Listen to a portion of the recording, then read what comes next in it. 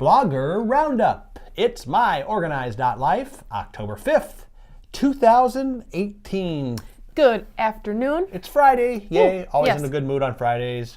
Yes, because we for are sure. Getting ready for the weekend. Wrapping up the work week with Blogger Roundup. Yeah, I really appreciate that TGIF. I understand why that is so good, because you feel like, you've worked hard and then it's the weekend. Yes, for sure. But first, it is myOrganized.life Live. I'm John Hunt. And I'm Leanne Thompson. This is the show where we give you organizing tips, advice, and on Fridays we do Blogger Roundup. Your favorite show. And yours as well.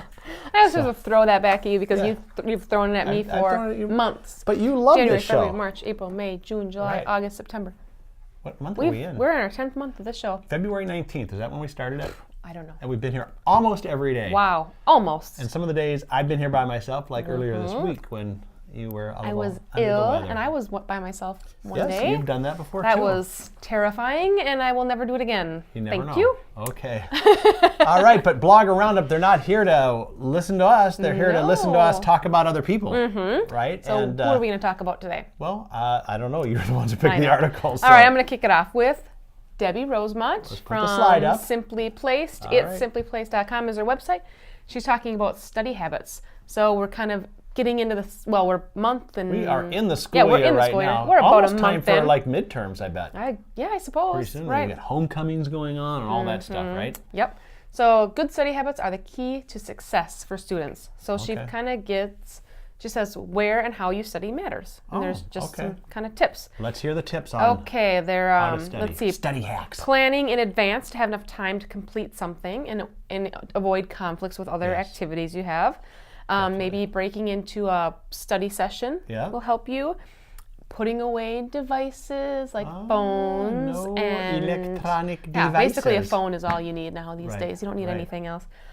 Setting up a reward system. So maybe study for a half an hour, then take 5 minutes to see what your friends are doing on Snapchat. Or have some chocolate. Or have some something like chocolate. that. Yes, that would be a good reward. Yep. Okay. And then she talks about good study habits take time to develop, and like many skills, it takes time. So using a planner, not only for your school stuff, but your outside of school stuff. We've talked about that countless times with other organizers about time blocking, those blocks. I just got my 13-year-old just this week, just a couple of days ago, to use a planner. Really? Did you give her Leslie's? Yes, I did. Did you? She goes, oh, planners stress me out. It's like, no, that's supposed to have the other. It's supposed to do the reverse. Yeah, and but we told her she couldn't do something until she implemented the planner because she wasn't getting her stuff done. Oh, okay. So, and she did it. And it helped? Yeah. Good. So, good. Huh. Anyway.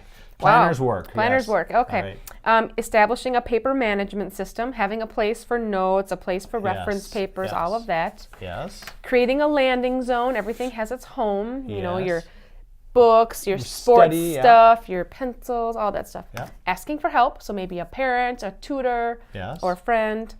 And remembering your self-care, getting enough sleep and eating healthy and stuff like that. All this contributes to your well-being and your Now schoolwork. try to explain this to a 13-year-old though. It's a little. That's probably tough. Probably tough. Their horizon is like 30 minutes from now. This morning, Natalie really wanted a waffle, and they always eat breakfast at daycare, so I don't have to worry about it. She got up early. I said, "Okay, if you hurry up and go to the bathroom, dress, blah blah, then we can have a waffle." So I've never seen her move so fast. Yes. But then it was time for the waffle, and it's like, and then you got to get moving, right? Come on, I've got to check out the blogs. We've got to go. It's a waffle on the go in the car, right? Yeah, that would be not Not cool. good. Syrup All right, well, let's everywhere. put the slide up for Debbie here. Debbie Rosemont. It's simplyplaced.com. Where good study and habits. how, good study habits are the key to success for students. Awesome. All right, let's move on to the next one. This is our friend Ellen DeLapp from professional-organizer.com. 4 simple productivity concepts to organize your work and life. Okay, one thing I love about Ellen is she could take something very simple? No, complex. Oh, and complex make it simple. and break it simple. Okay. Yeah, and that's what this, this article here, I really encourage, I'm not going to read everything in it, but I encourage you to go to it because there's some really good takeaways. But she kind of sets up the premise saying, are there foundations that you can build on to organize your work and life to be more productive? Well, everybody wants that, right? Right, yep. Okay, then it says, what do I have to do and how do I have to do this? And she says, she's got 4 simple concepts. And what I like about them is they're all one word. Oh, nice. So we're talking really simple. Good. Okay. All right, let's listen. Number 1, pause. Paused. Okay. Oh yeah, you talk first. I didn't want people to think that we cut out. The power of a pause can make your work more efficient and focused. Inserting a pause gives you time to plan and prepare for the outcome. You can look at what you're working on and prepare sequentially for the outcome you want. Oh, good. Okay. I was thinking, it's like sometimes we need to just pause before what we say because, we catch ourselves and it's like, oh. Have you ever done that? She's got some examples. Use mindfulness throughout the day to stay in the moment as you work. How often do you start wandering? If you just paused and say, wait a minute, here's where I'm at right now. Right. I like that. Like sometimes when I come into your office and you're scrolling on your computer and I'm trying to talk to you and you need to pause and turn and look at me and listen. Yes, Leanne, what can I help you with? Yeah, did you see this article? Include meditation or yoga as the first routine in your day. Yes, we will do that. I think it's good. Yeah, good. Actually, I've never done yoga, but you've never done yoga? I should try. I did it like one time. I was dying afterwards. That's what they say. It looks like it looks Oh, you see those ads, those women. These simple poses. Then you're like, wait, I'm using a muscle I've never used in my life. Yes. So anyway, but that's good. Or meditation, prayer, whatever it is that you do to just keep your mind clear. Clear it out. Okay. If you're feeling agitated or anxious, take a few deep breaths or take a walk. Now, see, in dealing with your 1-year-old and your 3-year-old, this could be really good advice. Yes. Sometimes just a quick, not quick, when they say, leisurely walk to the mailbox helps. I want a waffle. They say, okay, yeah, you get this, and you go, first you think about the consequences. I know. What would happen? What could I do? I started to say no, and then it was I want a waffle. So, and I didn't want to deal with that, so that was my choice. Yes. Okay. I didn't want to deal with So anyway, the whining. Word number 1, pause, take that little break. Okay, number 2, consolidate. I mean, so you can see how these are kind of these high-level concepts. Yep. But here's some tips on this. Write all your ideas and tasks in a single notebook. Good idea. Some people have, remember how you used to have, do you still have like the master list? Yes, I do. You have like this clipboard with like 5 pads on it, but it's all... No, it's 1 pad. But it's and like it's not on a clipboard. Every note she's ever written is on that exaggerating. clipboard. Okay. Yeah. If you ever need anything, they're all in my drawer, my archives. Oh, you archive all your... My notebooks. I haven't thrown one away. Gather all your supplies and store these at a single point of use. Good. Yeah, you don't want things spread out all over the place. And add all your contacts to a single database, CRM or contact list. CRM is, those online contact management things. But it's like, how many times do you have like a Christmas card list here and another list here? And it's like... And then you go to look for them and you can't find them. Or they're outdated because you updated this one but not this other one. So I go through that every year. Consolidate, a very good point. All right, this is a great one. Chunk. Chunk. Isn't that the same as consolidate? No, because chunk, I think, is like do things in blocks. But let's see, chunk or chunking is a strategy to break a big project. Well, no, I guess it's into smaller or doable units. Okay. So you got, eat the elephant one chunk at a time. How many times have we said that on this show? What? Eat an elephant? How to eat an elephant. Well, a lot. I'm just not making fun of it, just saying.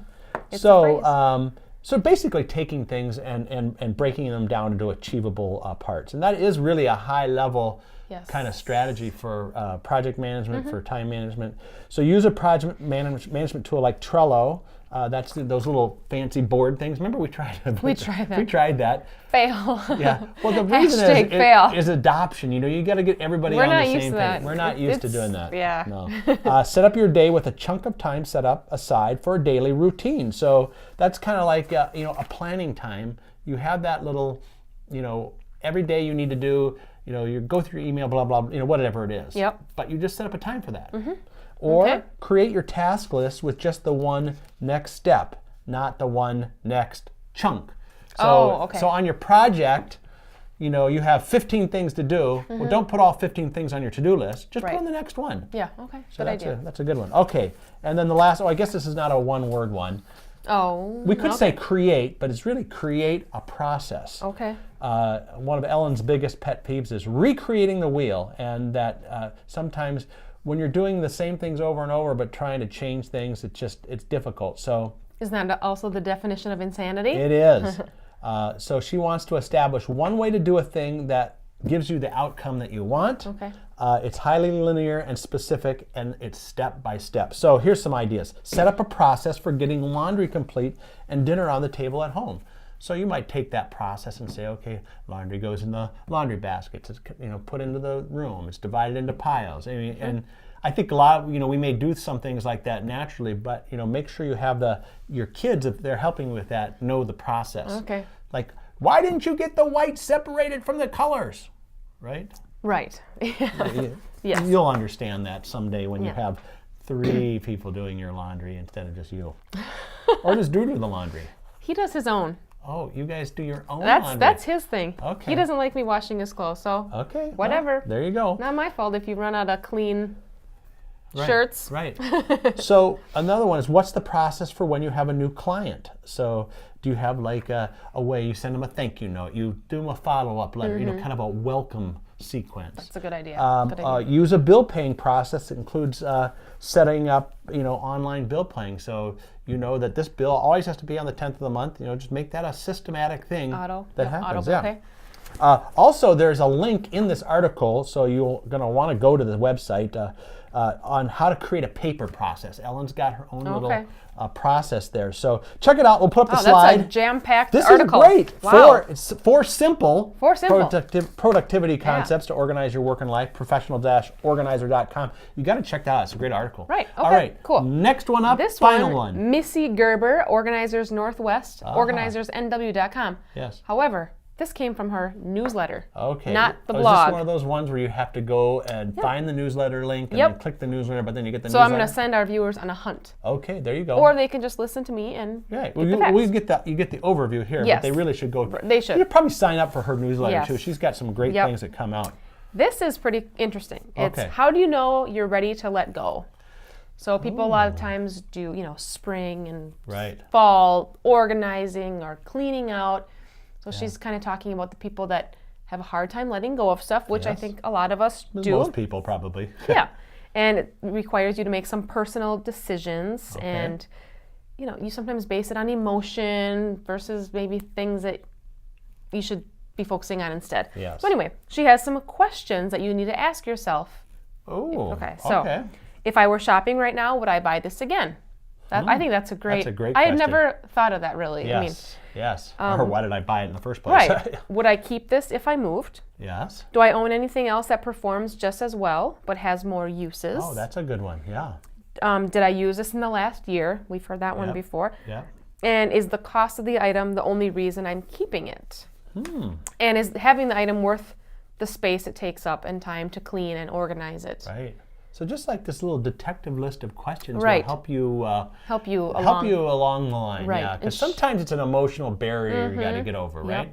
And she said if you're having questions, if you're really thinking that I don't really want to, or maybe I should get rid of it, but I really want to keep it. You're not sure. She said, put it in put your items. Put it in like a box. Put your items that you're unsure of in a box. Yep. Close it up and label it. Open in 6 months. She says, if in 6 months you've forgotten what's in the box, donate it all without any question. I mean, without even opening it, maybe. Probably. Ooh, that's a great idea. My friend just did that with her. It's funny that this came up.